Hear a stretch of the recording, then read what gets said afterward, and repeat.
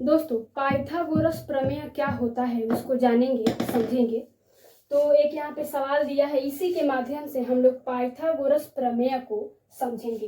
तो पहले इसको पढ़ के समझते हैं कि एक समकोण त्रिभुज में समकोण बनाने वाली भुजाएं क्रमशः 3 सेंटीमीटर और 4 सेंटीमीटर हैं, तो समकोण त्रिभुज का कर्ण ज्ञात करें। दोस्तों इस सवाल में कर्ण को ज्ञात मतलब कि करना है, तो सबसे पहले सवाल हल करने से पहले हम लोग समकोण त्रिभुज के बारे में जानते हैं। तो ये देखिए आपके सामने एक समकोण त्रिभुज बना हुआ है, इसमें 3 भुजाएं हैं, भुजा AB, भुजा BC और भुजा C। ठीक है दोस्तों, ये समकोण त्रिभुज इसलिए है क्योंकि ये देखिए यहाँ पे जो कोण B है, यहाँ पे समकोण बन रहा है। समकोण यानी यहाँ पे 90 डिग्री का कोण बन रहा है, और जिस भी त्रिभुज में 90 डिग्री का कोण अगर बन रहा है तो उस त्रिभुज को समकोण त्रिभुज बोलेंगे। तो यहाँ पे बन रहा है इसलिए ये समकोण त्रिभुज है। ठीक है, फिर अब इसमें 3 भुजाएं हैं दोस्तों। इसमें जो ये भुजा AC है, ये भी भुजा ही है, लेकिन इसका एक नाम है। इसका वो नाम क्या है? कर्ण। इसको बोलेंगे कर्ण। तो इसको लिख के दर्शा लेते हैं, कर्ण AC। ठीक है, फिर इसका काम तो हो गया। अब जो शेष भुजाएं बच रही हैं, ये भुजा AB और भुजा CB। दोस्तों इनको समकोण बनाने वाली भुजा बोलते हैं। क्यों? क्योंकि देखिए यहाँ पे जो समकोण यानी जो 90 डिग्री का जो कोण बना है वो इन्हीं दोनों के हेल्प से बना हुआ है। यही दोनों भुजाएं यहाँ पे 90 डिग्री का कोण बना रही हैं, इसीलिए इनको बोलेंगे समकोण बनाने वाली भुजाएं। ठीक है, अब फिर आगे बढ़ेंगे। आगे इसको तो ज्ञात ही करना है, इसका माप चाहिए और इसका माप चाहिए। तो ये देखिए सवाल में दिया है एक समकोण त्रिभुज में। ठीक है, तो अब सवाल पे आते हैं। सवाल है एक समकोण त्रिभुज में समकोण बनाने वाली भुजाएं क्रमशः 3 सेंटीमीटर और 4 सेंटीमीटर, यानी इन्हीं दोनों का बात कर रहा है क्योंकि यही लोग समकोण मतलब कि बना रहे हैं। तो इसमें जो छोटा वाला नंबर है वो छोटे वाले भुजा पे मतलब कि दर्शा देते हैं, और जो बड़ा वाला नंबर है वो बड़े वाले भुजा पे दर्शा देते हैं। तो ये देखिए ये हल्का सा ये वाला भुजा जो है इससे हल्का सा छोटा है, तो इसके माप को 3 सेंटीमीटर दर्शा लेते हैं। ठीक, और ये फिर जो नीचे वाली भुजा BC है इसके माप को 4 सेंटीमीटर दर्शा लेते हैं। ठीक है, अब इसको निकालना है। तो अब तो काम हो गया। अब जानेंगे कि पाइथागोरस प्रमेय होता क्या है। दोस्तों पाइथागोरस प्रमेय ये होता है कि कर्ण पर बना वर्ग, ध्यान से सुनिएगा, कर्ण पर बना वर्ग ठीक समकोण बनाने वाली भुजाओं के वर्गों के योगफल के बराबर होता है। अब देखिए कैसे।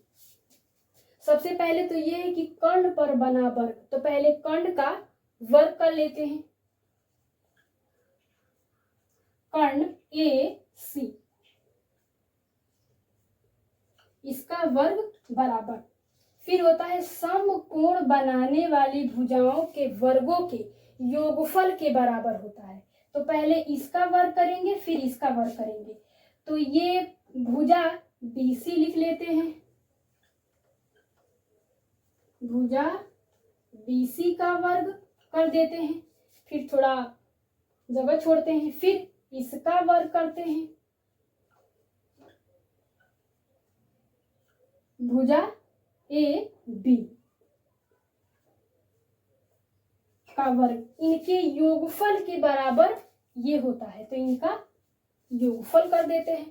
ठीक है, यानी इसका वर्ग करेंगे और इसका वर्ग करेंगे और जब जोड़ेंगे तो इसके बराबर होगा। ठीक है, तो अब हमारा कर्ण हम लोगों को निकालना है। तो देखिए भुजा BC भी हम लोग को पता है, ठीक है, और भुजा AB भी हम लोग को पता है। अब इनका मान रख के आराम से हल करेंगे। तो भुजा BC हमारे पास कितना है? 4, और इसके ऊपर वर्ग लगा हुआ है, तो यानी स्क्वायर, तो हम लोग भी स्क्वायर लगा लेंगे। फिर आगे प्लस है तो प्लस लगा लेंगे।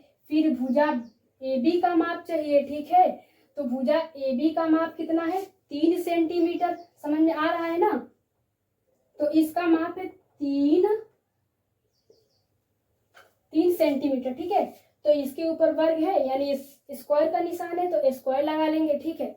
अब आगे हल करेंगे, तो जब 4 को 2 बार गुणा करेंगे तो क्या होगा, 4 चौके 16, फिर प्लस, फिर 3 को 2 बार जब गुणा करेंगे तो 3 तरीका 9, तो 9 लिख लेंगे, ठीक है। और फिर 16 और 9 को जब जोड़ेंगे तो क्या होगा, 16 9 25, तो 25 हम लोग लिख लेंगे, ठीक है। अब इसको निकालना है, तो इसको हम लोग यहाँ पे लिख लेते हैं, कर्ण AC का होल स्क्वायर, फिर मतलब वही कर्ण, फिर लिख लेते हैं कि ये हम लोग को निकालना है, तो 25 हम लोग फिर से लिख लेंगे। अब देखिए यहाँ पे कर्ण के ऊपर यहाँ पे ये जो वर्ग का निशान लगा हुआ है, तो इसी का तो मान मतलब कि निकालना है। तो जब इसको ऐसे हटाएंगे तो बराबर के इधर में 25 के ऊपर रूट का निशान लग जाएगा। जब स्क्वायर जैसे इधर हटा तो इधर रूट का निशान लग जाएगा। अब पूरा करने के बाद में हम लोग को रूट 25 मिला है, तो यानी 25 का वर्गमूल निकालना है, ठीक है। तो जब 25 का वर्गमूल आप लोग निकालेंगे तो क्या मिलेगा, 5। 25 का वर्गमूल हो जाएगा 5, और यही हो जाएगा हमारा कर्ण AC का मान, ठीक है। यानी कर्ण AC बराबर हो जाएगा 5 सेंटीमीटर। अब इसको यहाँ पे दर्शा लीजिए, कर्ण AC बराबर क्या हो जाएगा, 5 सेंटीमीटर। तो यहाँ पे दर्शा लीजिए, यही हो जाएगा हमारा आंसर, ठीक है।